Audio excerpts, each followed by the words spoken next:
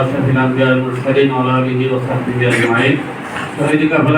জামাত ইসলামী রাজধানী উপজেলা শাখা কর্তৃক আয়োজিত আজকে রাজধানী উপজেলা কার্যালয় এবং ইসলামী পাঠাগার উদ্বোধনের আজকের এই মহতী সভার সম্মানিত সভাপতি এই জনপদের কৃতি সন্তান বিশিষ্ট ইসলামী চিন্তাবিদ শিক্ষাবিদ রাজনীতিবিদ অধ্যাপক আলী মোহাম্মদ আকন ভাই, আজকের এই মহৎ অনুষ্ঠানের সম্মানিত প্রধান অতিথি মাদারীপুরের গণমানুষের ব্যক্তিত্ব, গণমানুষের প্রিয় ব্যক্তি, বিশিষ্ট মোখলেস আলেম দ্বীন, আমাদের প্রিয় নেতা প্রিয় ভাই হযরত আল্লাহ হযরত মাওলানা মোখলেসুর রহমান সাহেব।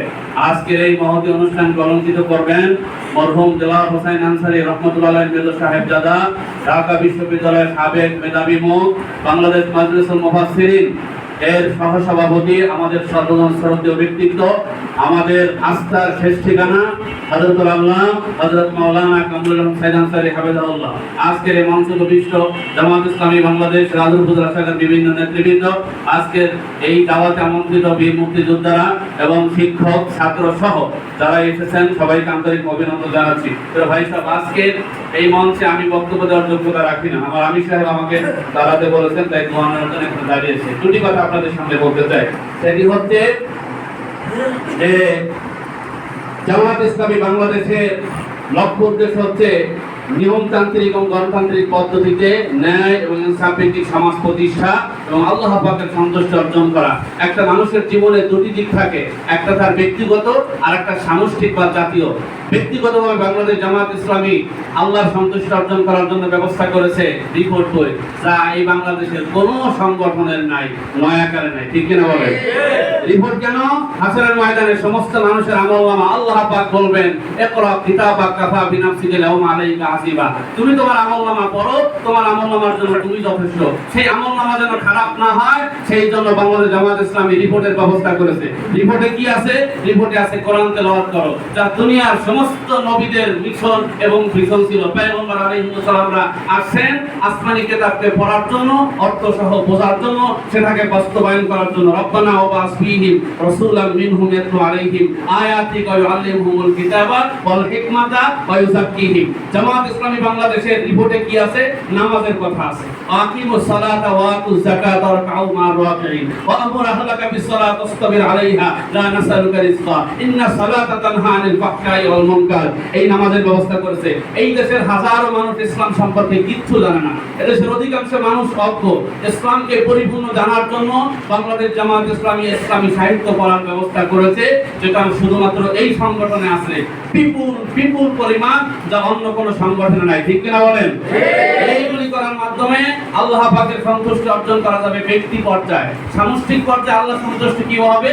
ন্যায় ইনসাফ ভিত্তিক সমাজ প্রতিষ্ঠা।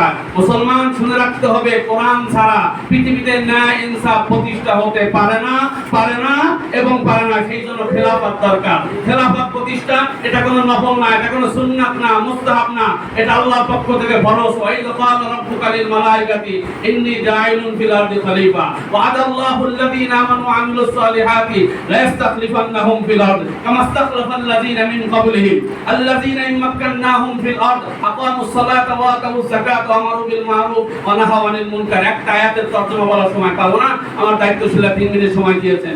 এইভাবে করে খেলাফত প্রতিষ্ঠা এটা কোনো সুন্নাত না, নফল না, ফরজ। এটা কি বলেন? ফরজ। এই খেলাফত প্রতিষ্ঠার প্রাণান্তকর প্রচেষ্টা বাংলাদেশ জামাত ইসলামী স্বাধীনতার 54 বছরে করে আসছে।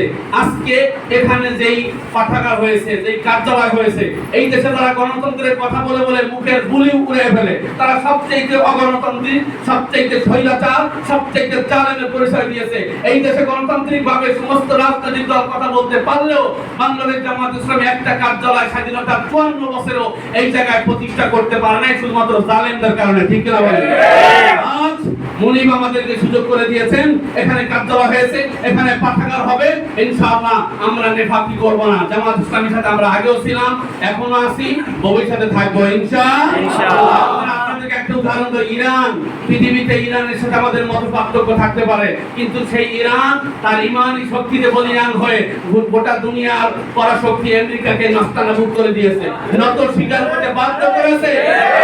মুসলমান নাম ধরে মধ্য মধ্যপ্রাচ্যের একজন মুনাফিক শাসকও ইসরায়েলের বিরুদ্ধে, আমেরিকার বিরুদ্ধে মুসলমানদের পক্ষে কথা বলতে পারে না, ঠিক কিনা বলেন? আর সময় এসেছে মুনাফিককে মুখোশ উন্মোচিত হওয়ার। এই জন্য আসুন আমরা বাংলাদেশ জামাত ইসলামীর সাথে থাকবো। আপনারা মনে করবেন খেলাফত প্রতিষ্ঠা, আজকের মিটিং, আজকের মিছিল, আজকের সভা, আজকের সেমিনার, আজকের মতবিনা সময়, আজকের আত্মমানবতার কাজে যত কাজ দেখেন সমস্ত কিছুই খেলাফতের দায়িত্বের মধ্যে পড়ে, খেলাফতের অংশ। শুধু মসজিদে পড়ালে, মাদ্রাসা পড়ালে, হাদিস পড়ালে এটা খেলাফতের শুধুমাত্র কাজ নয়। খেলাফত প্রতিষ্ঠার যত পরিক্রিয়া আছে এর সমস্ত কিছুর বাস্তব রূপ আছে বাংলাদেশ জামাত ইসলামের মধ্যে আছে। সেই বাংলাদেশ জামাত ইসলামের একজন সাধারণ লোক হিসেবে আপনাদের কিছু উদাত্ত আহ্বান জানাই। স্বাধীনতা 54 বছরে আপনারা অনেক দলকে দেখছেন, আপনাকে আজকে আমি জামাত করার জন্য বলবো না। আসেন 3 মাস জামাতের বই পড়েন, জামাতের কার্যালয়ে আসেন, জামাতের নেতৃবৃন্দদেরকে দেখেন। যদি ভালো লাগে অকুলিল হাক্কু মির রাব্বিকুম আমান শাআ ফালিউমিন আমান শাআ ফালিয়াকফুর, হয় ঈমান আনবেন নইলে আনবেন না, হয় ইসলাম জামাত ইসলাম করবেন না হয় করবেন না, স্বাধীনতা দেওয়া হবে। কিন্তু দূর থেকে সিলে কান নিয়ে গেছে এই কথা বলে বলে জামাত ইসলামের বিরুদ্ধে কথা বলবেন না। আসুন জামাতের আদর্শ দেখুন, জামাতের বই পুস্তক দেখুন, জামাতের আমিরদেরকে দেখুন, জামাতের শহীদদেরকে দেখুন। শহীদ আল্লামা দেওয়ার হযরত সাইদ রাহমাতুল্লাহ আলাইহি বলতেন, যদি এই দেশে ইসলাম প্রতিষ্ঠা করার জন্য 100 বছর অপেক্ষা করতে হয় তারপর জামাত করবে, তারপর কোন অগণতান্ত্রিক পদ্ধতি জামাত ইসলাম অবলম্বন করবে না, ঠিক কিনা বলেন? আমরা কোন অগণতান্ত্রিক পদ্ধতি অবলম্বন করব না ইনশাআল্লাহ। আপনাদেরকে সাথে নিয়ে, এদেশের মানুষকে সাথে নিয়ে আমাদের দায়িত্বশীল ইনশাআল্লাহ দেশে ইসলাম প্রতিষ্ঠা হবে। ভাই আপনাকে নিয়ে অথবা আপনাকে বাদ দিয়ে আমরা বাংলাদেশ জামাত ইসলামের সাথে আছি ইনশাআল্লাহ বলেন। ইনশাআল্লাহ আপনাদেরকে সবাই কবুল করুন। দায়িত্বশীলের সামনে আমি দাঁড়িয়েছি, আমার জবানের কারণে যদি কোনো ভুল কথা বলে থাকি আল্লাহ তাআলা আমাকে মাফ করে দেন, আপনারা আমাকে মাফ করে দিবেন। আসসালামু আলাইকুম ওয়া রাহমাতুল্লাহি ওয়া বারাকাতুহু।